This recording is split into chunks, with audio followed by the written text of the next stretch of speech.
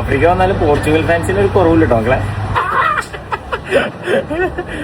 മൊസാംബിക്കിലെ മട്ടോള എന്ന് പറഞ്ഞ ഒരു ഏരിയയിലത്തെ കുറച്ച് വില്ലകളാണ് ഞാൻ ഈ കാണിച്ചിരുന്നത്. ഇങ്ങനെ തന്നെയാണ് ഇവിടെയുള്ള എല്ലാ നമസ്കാരവും താമസിക്കുന്നത് കേട്ടോ. കോമ്പൗണ്ടിൽ 2-3 സെക്യൂരിറ്റീസ് ഉണ്ടാവും കേട്ടോ. നടന്നു പോകുമ്പോൾ 2 സൈഡിലും ക്രിസ്ത്യൻ ചർച്ചുകളൊക്കെ ഒരുപാടുണ്ട് കേട്ടോ. എനിക്ക് തോന്നുന്നത് വന്നതിൽ ഞാൻ കൂടുതലും കണ്ടിട്ടുള്ളത് ക്രിസ്ത്യൻ ചർച്ചുകളാണ്. അവിടെ തന്നെ മുസ്ലിം പള്ളികളും ഉണ്ട് കേട്ടോ. ഇത് ഇവിടുത്തെ ഒരു ബാങ്കാണ്, ഭയങ്കര ഹൈടെക് ബാങ്കുകളും ഉണ്ട് കേട്ടോ ഇവിടെ. പിന്നെ പറയാനുള്ളത് ഇവിടുത്തെ ഫ്രൂട്ട്സിന്റെ കഥകളാണ്. ഫ്രഷ് ഫ്രൂട്ട്സ് ആണ് കേട്ടോ ഇവിടെ, വളങ്ങളൊന്നും ഇല്ലാത്ത ഫ്രൂട്ട്സ്. അത് കഴിഞ്ഞ് നേരെ നമ്മൾ മലയാളിയുടെ ഒരു സൂപ്പർ മാർക്കറ്റിലേക്കാണ് നമ്മൾ പോയത്.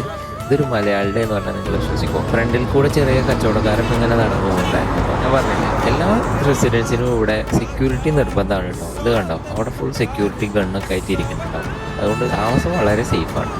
ഇതാണ് നമ്മൾ പറഞ്ഞ ആ സൂപ്പർ മാർക്കറ്റ്. ഇതൊരു മലയാളിയുടെ സൂപ്പർ മാർക്കറ്റിനോടെ സൂപ്പർ മെർക്കാഡോ എന്നാണ് കേട്ടോ പറയുക. കാണുമ്പോൾ ഒരു ചെറിയ ഗ്രോസറി ടൈപ്പാണ്, എന്നാൽ ഉള്ളിൽ അത്യാവശ്യം സൗകര്യങ്ങളൊക്കെ ഉണ്ട് കേട്ടോ.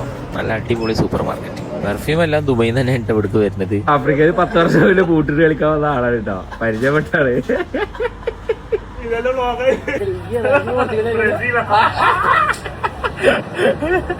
നല്ല ക്ലൈമറ്റ് ആട്ടോ, നമ്മൾ ഉദ്ദേശിക്കുന്ന പോലെ വൻ ചൂടൊന്നല്ല ഇവിടെ. രണ്ട് സൈഡിലും മാവും മരങ്ങളൊക്കെ ആയിട്ട് അടിപൊളി ക്ലൈമറ്റ് ആണ് കേട്ടോ. ഒരു പ്രാവശ്യം നിങ്ങൾ വിസിറ്റ് ചെയ്യണം, എന്തായാലും ഇഷ്ടപ്പെടും.